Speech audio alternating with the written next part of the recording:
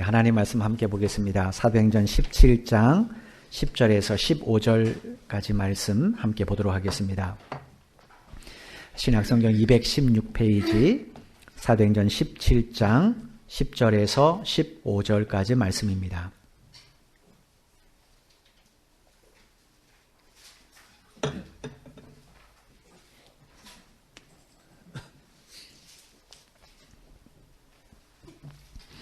사도행전 17장 10절로 15절까지의 말씀 찾으신 줄 알고 제가 봉독해 드리도록 하겠습니다. 17장 10절입니다. 밤에 형제들이 곧 바울과 실라를 베레아로 보내니 그들이 이르러 유대인의 회당에 들어가니라.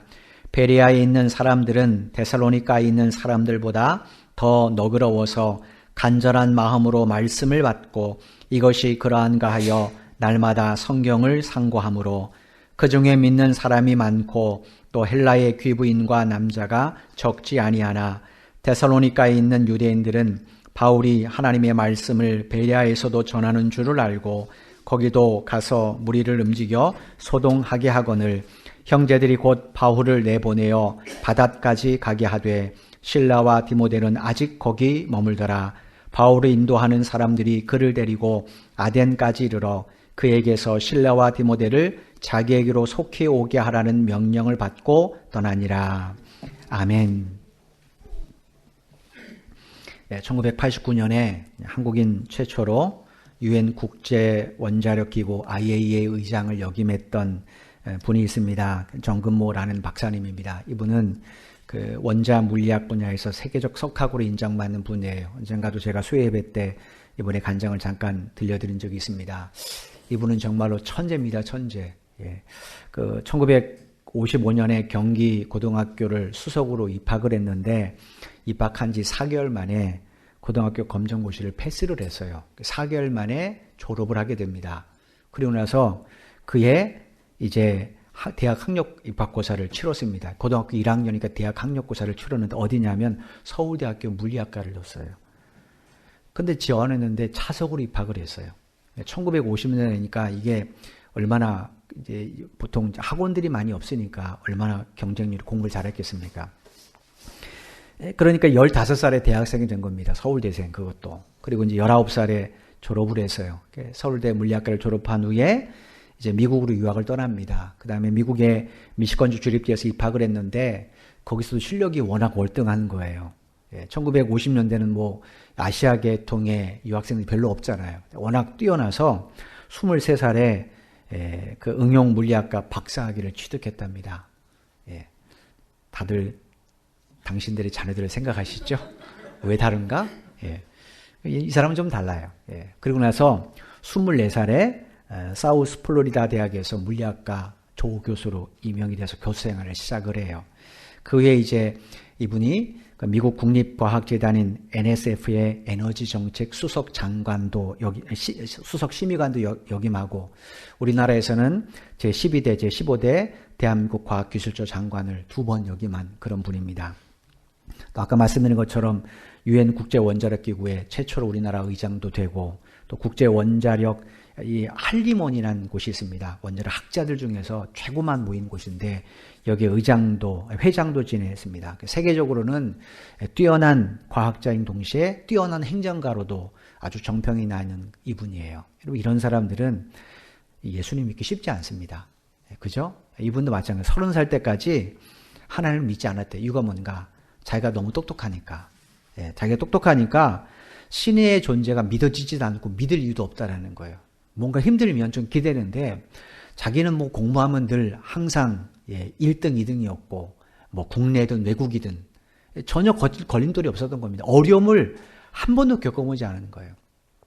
그러니까 신의 한 존재가 믿어지지도 않고 그 다음에 존재 필요성도 인식을 못하는 겁니다. 그래서 30대 중반까지는 하나님을 전혀 믿지 않았대요. 그러다가 이제 미국에서 이제 교생을 할 때도 뭐 친구 따라서 가끔 전도도 받고 또 뉴욕에 있는 교회도 몇 차례 가서 예배를 드렸답니다. 근데 그거는 예수 믿기 위해서가 아니라 친교 모임인 거예요. 저 사람과 관계를 맺어야 되니까 그냥 어쩔 수 없이 가서 예배를 드려주는 거죠. 이렇게 몇 번 교회도 가고 전도를 받았지만 도저히 성경 내용이 믿어지지가 않더래요. 과학자니까 오죽하겠습니까? 그죠? 예. 그러다가 이분이 이제 미국에서 자녀를 낳았는데, 예, 아들이 한 명, 딸 한 명을 낳습니다. 근데 그 아들이, 첫째 아들이 10살 되던 해에 몸이 굉장히 많이 아팠대요. 그래서 이제, 그때가 이제 한국에 있을 때인데 병원에 갔는데 문제는 이 병이 단순한 병이 아닌 겁니다.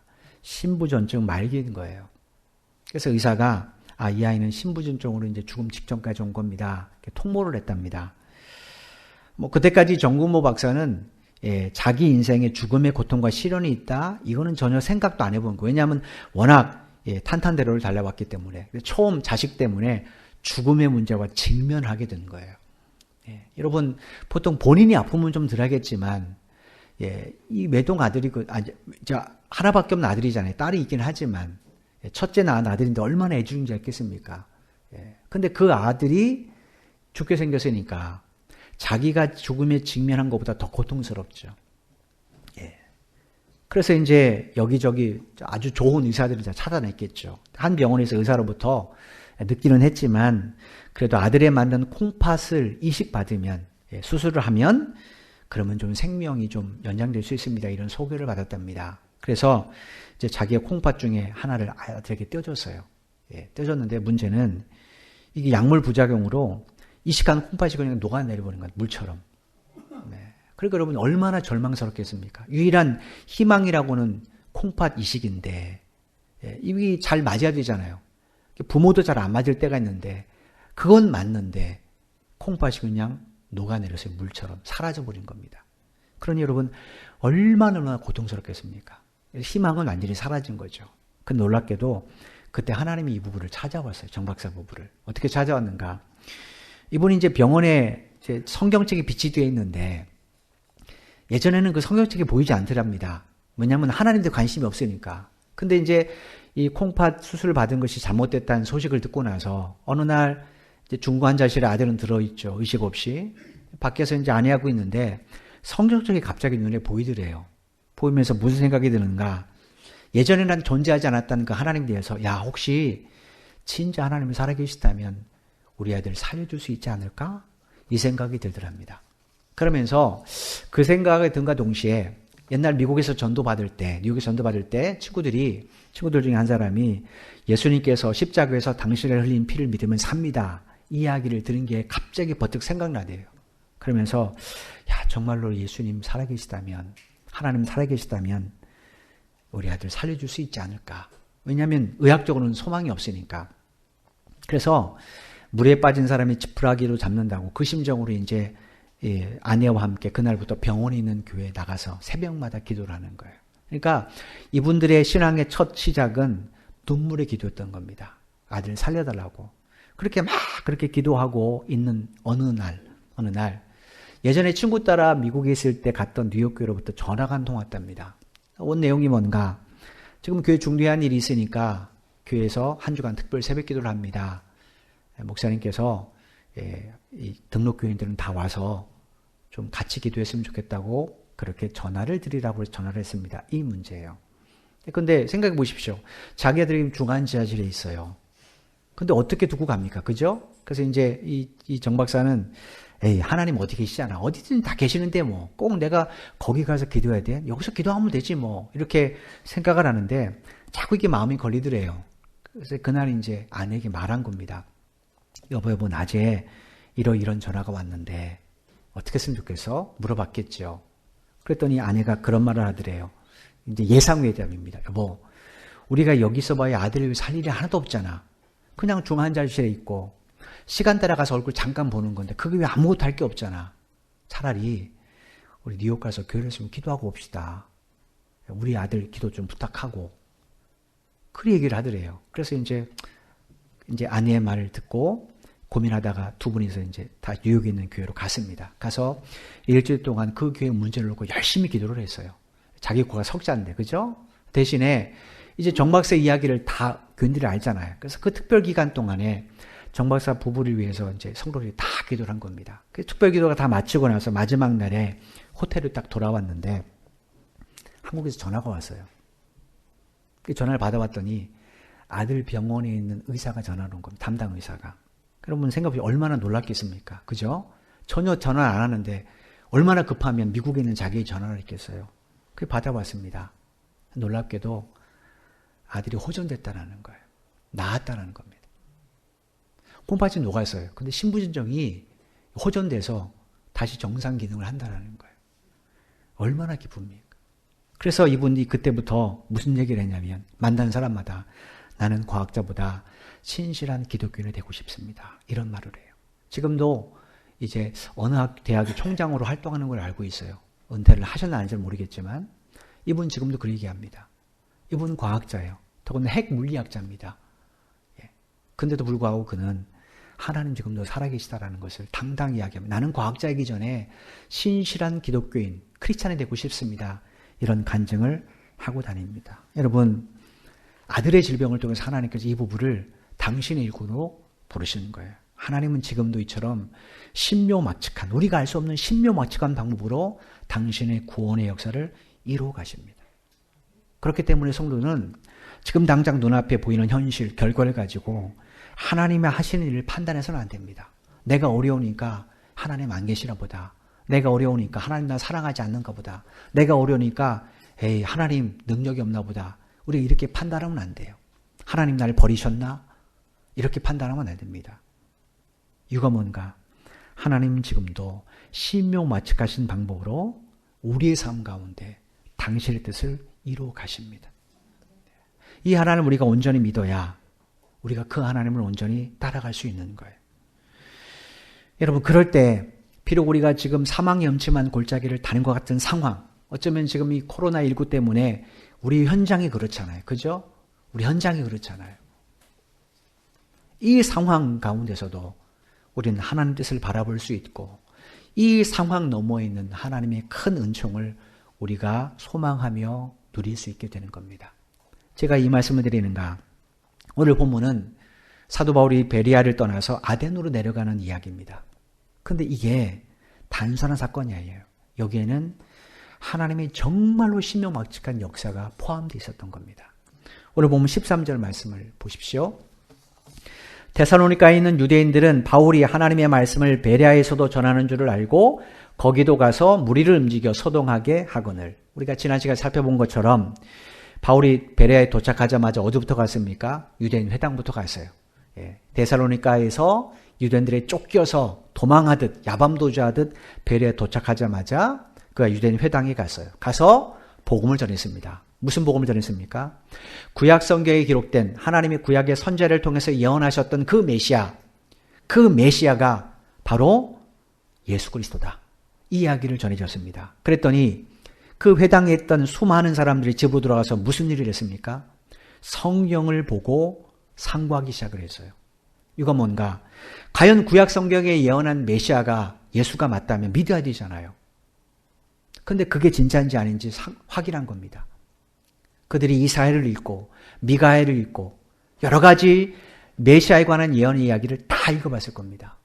그리고 바울이 오전에 자기들에게 한 이야기를 다시 떠올리면서 대조해봤을 거예요.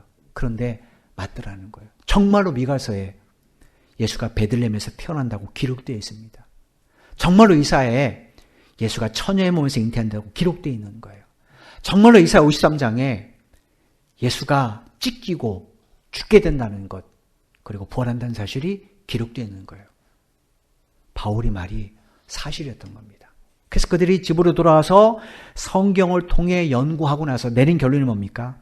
예수가 바로 메시아 그리스도라는 거예요. 그래서 수많은 사람들이 예수를 믿기 시작을 한 겁니다. 그런데 문제는 이렇게 베레아에 있는 회당에서 예수 믿는 사람들이 막 늘어나기 시작하니까 갑자기 데살로니가에 있는 유대인들이 베레아까지 쫓아왔어요. 왜냐? 바울이 여기 있다는 소식, 바울이 여기서도 복음을 전하고 있다는 사실을 그들이 들었습니다. 그럼 여러분, 이 사람들은 어떻게 이 소식을 들었을까요? 데살로니가하고 베레아는 옆 동네가 아닙니다. 지난 시간에 말씀드린 것처럼 데살로니가에서 베레아까지는 거리가 80km고 그 당시는 도보로 사흘길을 걸어야 됩니다. 짧은 거리가 아닙니다. 그래서 데살로니가 유대인들이 바울이 베레아로 도피한 걸 몰랐던 거예요. 그랬던 그들이 어떻게 지금은 알게 됐냐는 거예요. 어떻게 알게 됐을까요? 상식적으로 베레아에 있는 누군가가 가서 이야기를 해줬기 때문이지 않겠습니까? 그죠? 뭐 지금처럼 전화가 있거나 통신수단이 발달했으면 전화 한 통 하면 되잖아요. 근데 그 당시는 통신수단이 뭡니까? 사람이 직접 가서 전해주는 거예요. 그런데 바울이 베레아로 간지 전혀 몰랐던 데살로니가 유대인들이 베레아에서 베레아에서 바울이 복음을 전하고 예수 믿는 사람들이 생겨나기 시작했다는 소식을 듣게 됐다는 것은 베레아에 있는 누군가가 가서 이야기를 했다라는 겁니다. 여러분, 그 사람은 누군가? 데살로니가 유대인들이 왜 그렇게 바울을 죽이려고 했는가? 그건 시기심 때문이잖아요. 그죠? 어느 날 갑자기 뜨내기인 바울이 왔는데, 전혀 처음 보는 바울이라는 사람이 왔는데, 유대인 회당에서 예배를 같이 자기 유대인이라고 해서 회당에서 같이 예배를 드리는데, 구약 성경 이야기를 쭉 이야기하면서, 봐라, 구약에 이렇게 돼 있지 않느냐? 봐라, 예수님 바로 이분이다. 하나하나 입증해 주는데, 사람들이 그 말에 하더니 맞습니다 하는 거예요. 자기들이 구약성경 이야기할 때는 코방울 끼던 사람들이 뜨내기 바울이 한 번 이야기했는데 거기에 막 조금 더 성경을 얘기해달라고, 조금 더 하나님 예수가 그리스도임을 다시 한 번 내게 얘기해달라고, 그 예수가 누구냐고 막 이야기하니까 이 사람들이 질투와 시기심이 난 거잖아요. 그래서 바울을 죽이려 했잖아요. 이 사람 누굽니까? 유대인이 지도자들입니다. 유대인 회당을 관리하는 지도자들이에요. 그들이 유대인 회당에서 주인 노릇했는데 사람들이 자기를 따르지 않고 이제 바울을 따르니까 이게 자존심이 상한 겁니다. 그래서 바울을 죽이려고 했던 거거든요. 그러면 베레아에서도 지금 똑같이 바울이 회당에서 복음을 전한단 말이에요. 그리고 베레아 회당에 있는 어떤 누군가가 데살로니가 가서 바울의 이야기를 고자질했습니다. 그러면 그 어떤 사람이 누구겠어요? 상식적으로 베레아에 있는 회당의 지도자일 가능성이 가장 높습니다. 왜냐? 똑같은 인간이 유유상종이라고 똑같으니까 그 짓을 하잖아요. 그러면 한번 생각해 보십시오. 이 사람이 베레아에 있는 회당에 있는 다른 사람과 똑같이 지금 바울을 통해 복음을 들었단 말이에요. 근데 어떤 사람은 그 복음을 듣고 예수를 믿는다고 결심을 했는데 이 사람은 왜 자기의 몸을 사탄의 도구로 내어줬냐는 거예요. 여기에 대한 답이 11절에 있습니다. 11절 말씀을 다시 한번 보겠습니다. 베레아에 있는 사람들은 데살로니가에 있는 사람들보다 더 너그러워서 간절한 마음으로 말씀을 받고 이것이 그러한가 하여 날마다 성경을 상고함으로. 지난 시간에 말씀드린 것처럼 11절에 우리말로 상고함으로라고 번역된 헬라어가 아나크리노라는 단어인데 이 단어는 무엇인가를 깊이 생각하고 연구하는 행동을 묘사하는 겁니다. 이런 베레아 회당에 있는 사람들이 바울의 복음을 듣고 집에 가서 뭘 그렇게 깊이 생각하고 연구했어요? 성경이잖아요. 그죠? 그 당시에는 신약성경이 안 써있었으니까 구약성경입니다. 구약성경에 기록된 메시아의 메시지가 바울이 말한 예수 그리스도의 복음과 똑같은지를 확인했어요. 그리고 그 결과 그들이 내린 결론이 뭡니까? 예수가 그리스도임을 부인할 수 없다는 거예요. 왜냐? 구약성경에 기록된 모든 메시아의 메시지는 다 예수 그리스도를 향해 있었기 때문에 그렇습니다. 그래서 그들이 예수를 믿게 되는 거예요. 그러므로 만약에 11절에 기록된 이 사람들처럼 지금 베레아에서 데살로니가까지 가서 고자질한 그 사람도 똑같이 성경을 상고했다라면 과연 이 사람이 바울을 대적하고 복음을 대적했을까요? 그렇지 않았을 겁니다. 그죠? 왜냐? 실제로 상고한 사람 다 예수를 믿었기 때문에. 그러니까 이 사람이 왜 이런 어리석은 자리에 앉게 됐는가? 왜 자기의 몸을 사탄의 도구로 내어줬는가? 그거는 다 하나입니다. 이 사람은 하나님의 말씀에 대해서 하나님의 섭리에 대해서 깊이 생각해 보지 않았다라는 거예요. 바울을 시기한 데살로니가 유대인들도 똑같잖아요. 그들도 분명히 유대인 회당에서 똑같이 바울이 전한 복음을 들었습니다. 그래서 경건한 헬라인들, 귀부인들이 바울이 듣는 복음을 듣고 맞다. 그 예수가 구약에 그렇게 약속하신 하나님이 약속하신 메시아가 맞다라고 그들은 확실했습니다. 그런데 이들은 어땠습니까? 확실하지 않았어요. 이유가 뭡니까? 그들은 하나님의 말씀을 묵상하지 않았어요. 그냥 자기들의 생각, 자기들의 감정에만 충실했습니다. 그 결과 그들은 자신들의 몸을 예수 그리스도를 대적하는 악한 도구로 전락시켜버렸다는 거예요. 사랑하는 여러분, 하나님 우리에게 성경을 주신 이유가 뭔가? 과연 지식을 쌓게 하기 위함인가? 그렇지 않습니다. 하나님 우리에게 성경을 주신 이유는 성경을 통해서 우리를 창조하시고 세상을 창조하신 창조주 하나님이 누구신지, 나를 위해서 십자가에 피 흘려 돌아가신 그 예수 그리스도가 누구인지, 또 하나님께서 예수 그리스도 통해서 우리가 허락하신 성령님, 하나님이 영이신 동시에 그리스도의 영이신 그 성령님이 누구신지, 이걸 바로 알고 삼위일체 하나님을 바르게 믿고 바르게 예비하고 그 말씀을 따라 살게 하시기 위해서 주신 거예요. 여러분, 신천지인들은 신천지 교회 되려면 600시간 이상을 교육을 받아야 됩니다. 즉 신천지를 가리키는 것은 지식 쌓기예요. 지식 쌓기. 철저하게 세뇌합니다. 교육이 없어도 주변 사람들을 붙여서 감시를 해요. 그러고 나서 신천지 교인이 됩니다. 그런데 그들의 삶은 어떻습니까? 지금 이 코로나19를 통해 보이던 것처럼 거짓과 위선으로 다 채워졌잖아요. 그걸 보면서도 어떻게 그걸 믿는지 저는 모르겠어요.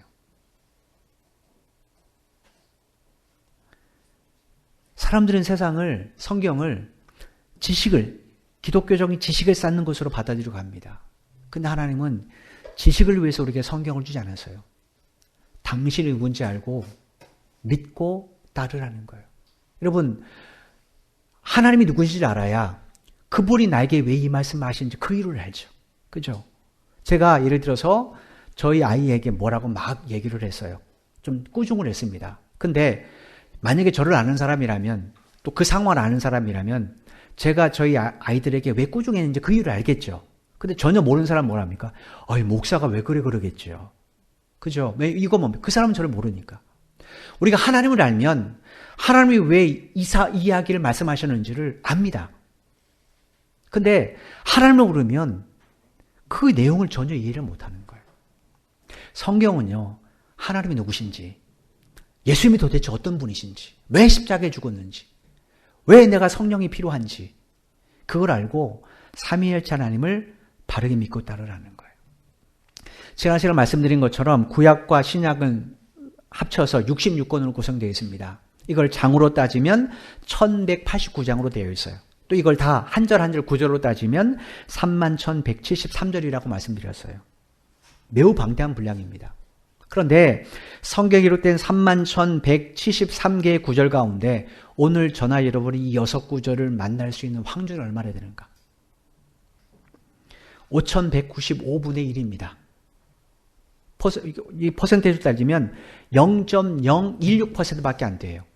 성경에 있는 이 31,173절 가운데 2020년 2월 23일 날 우리가 6구절을 들을 확률이 이거밖에 안 돼요. 즉 우리가 매 주일 예배 드릴 때마다, 주중 예배든 뭐하든 예배 드릴 때마다 우리가 설교를 통해 듣게 되는 본문은 성경이 1%도 안 된다라는 거예요. 2%도 안 됩니다. 그 이하의 맞습니다. 아주 긴 본문인 경우는 좀 다르겠죠. 여러분, 이 6구절을 하나님이 왜 지금 이 상황에서 우리에게 주셨냐는 거예요. 뭔가 뜻이 있지 않겠습니까? 그걸 염두에 두고 설교를 듣는 사람은 하나님의 말씀을 나의 현실에 적용할 수 있습니다. 하나님이 왜 지금 이 이야기를 듣게 하시지?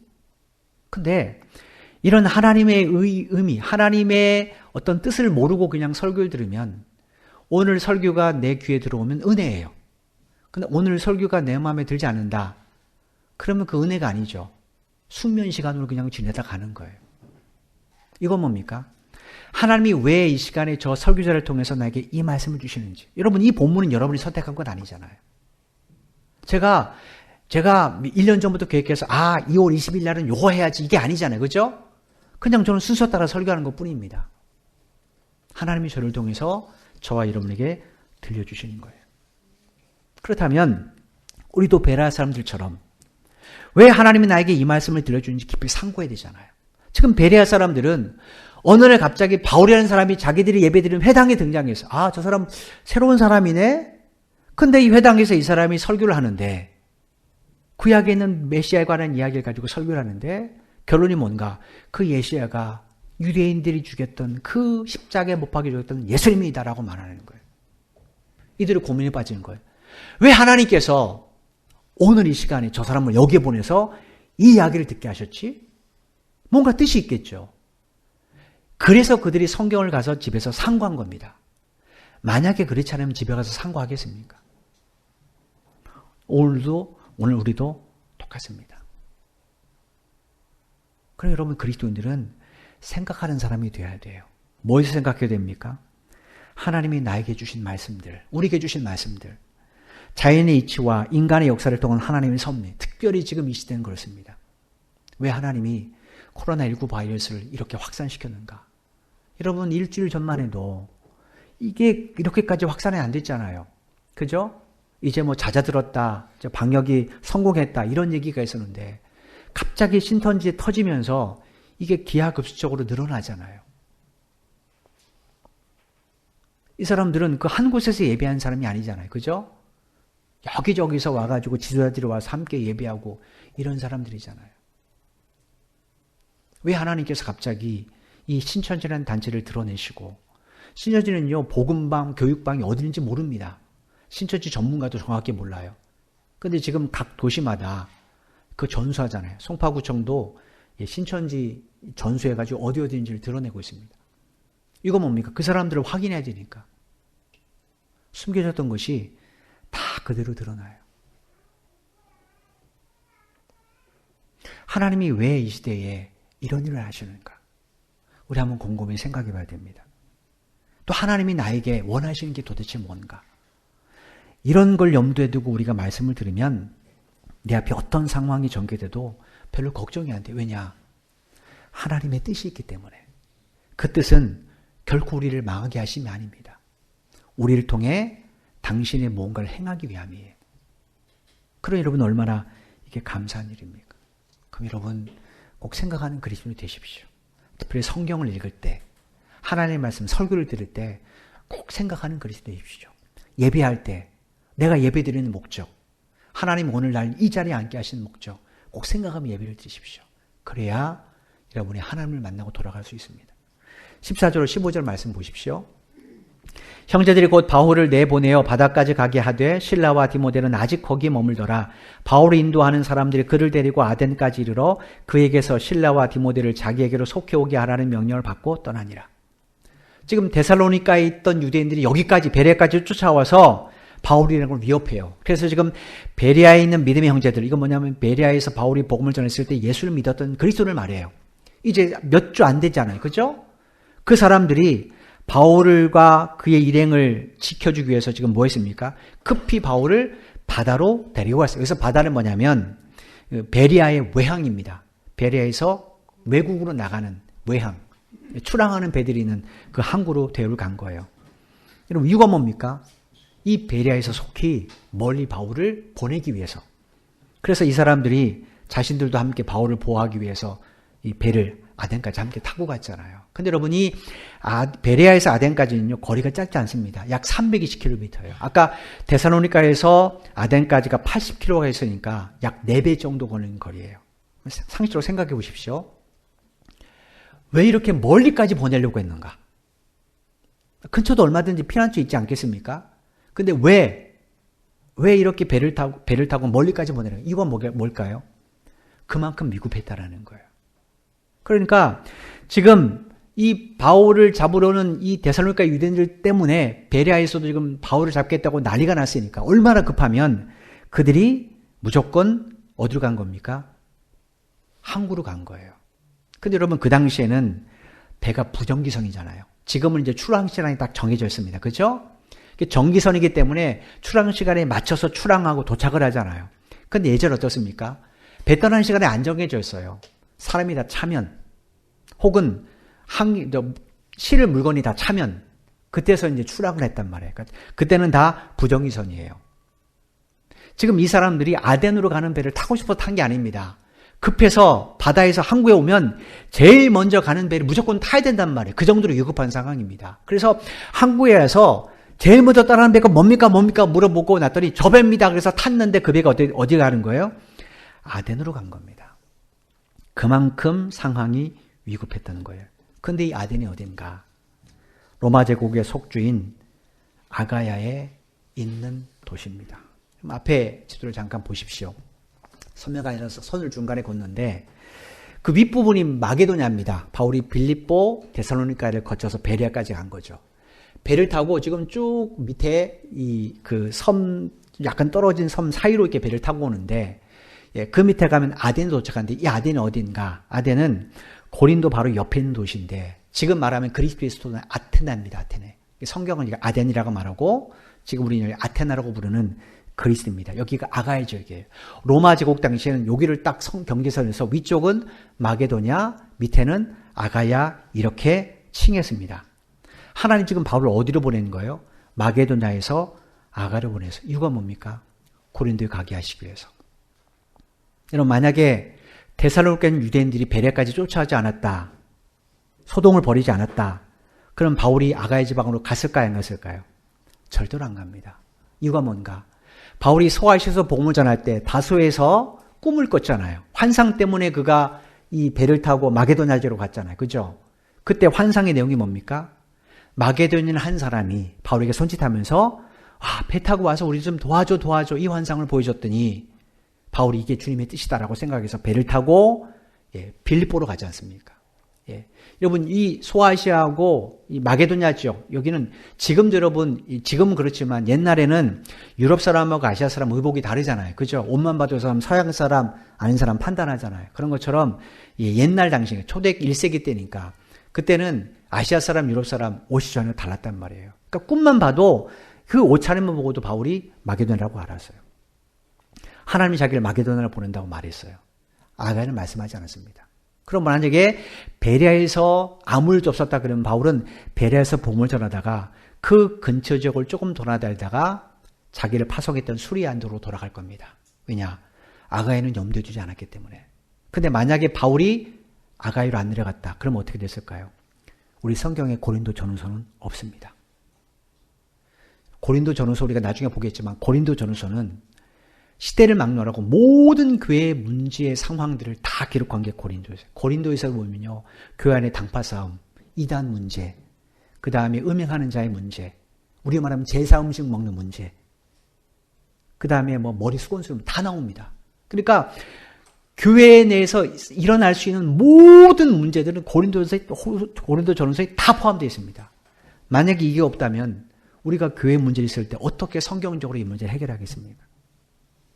그럼 우리가 보기에는 왜 하나님께서 복음 잘 전하는 바울을 데살로니가에서도 야밤도주하게 하시고 베레아에서도 똑같이 이렇게 도망자듯이 무슨 죄인 도망가듯이 이렇게 보내셨는가라고 할 수 있지만 여기는 무슨 뜻이었어요?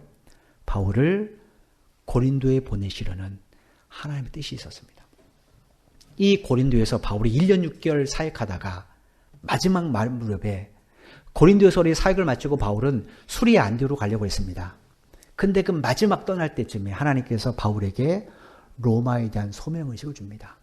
그래서 고린도에서 떠나서 로마로 향하게 되는 거예요. 그러니까 여러분, 만약에 고린도에 바울이 가지 않았다면 어쩌면 로마서도 없었을 겁니다. 로마서는 복음의 정수잖아요. 그러니까 여러분, 하나님의 신묘 맞춰온 방법이 어떤 생각해 보십시오. 바울은 그 하나님을 전적으로 신뢰했어요. 그래서 하나님 앞에 따지지 않는 겁니다. 하나님, 내가 당신을 위해서 이렇게 헌신하고 열심히 했는데 이게 뭡니까 이게? 내가 무슨 나쁜 짓을 했습니까? 내가 왜 죄인 취급받고 이렇게 야밤도주해야 됩니까? 바울은 묻지 않았어요. 왜 그렇습니까? 이 고난에는 하나님의 신묘마측하신 다른 뜻이 있다는 것을 그가 믿었기 때문에 그랬습니다. 저는 이 코로나19 때문에 새벽에 깨서 기도하면서 하나님은 우리 한국교회에 예배의 소중함을 좀 가르쳐주고 싶은 것 같아요. 예배가 얼마나 소중한가. 내가 오늘 교회에서 예배드린다는 사실이 얼마나 소중한가. 만약에 여러분 여기에 확진자 비슷한 사람이 스쳐가도 우리는 예배 못 드립니다. 그죠? 몇 주간 문을 닫아야 돼요. 예배 처소를 잃어버리는 겁니다. 그럼 우리는 각각 따로 흩어져서 예배를 드려야 돼요. 여러분 오실 때 무슨 기도 하셨겠습니까? 저는 한 주간 내내 기도해요. 하나님, 우리 성도들을 하나님께서 지켜주셔서 주일날 예배하는데 걱정 없도록 도와달라고. 만약에 여러분 몸에 이상이 있으면 여기 못 오시잖아요. 예배의 중요성, 예배 처소의 소중함들, 또 내가 걸리면 다른 사람이 피해 볼까 봐 다른 사람을 배려하는 마음들, 또 이단이 얼마나 심각한지 이 문제를 하나님 드러내시기 위해서 하신 건 아닌가라는 생각을 좀 해봅니다. 이건 저희 개인적인 이야기입니다. 우리가 어떤 상황이 있을 때 우리는 그 상황에만 집착해서 하나님이 이게 저주입니까? 징계입니까? 라고 판단하지만 그렇지 않습니다. 그 이면에는 하나님의 또 다른 계획이 반드시 있습니다. 우리는 그걸 신뢰하고 이 상황 속에서 내가 할 일이 무엇인가? 우리가 할 일이 뭐겠습니까?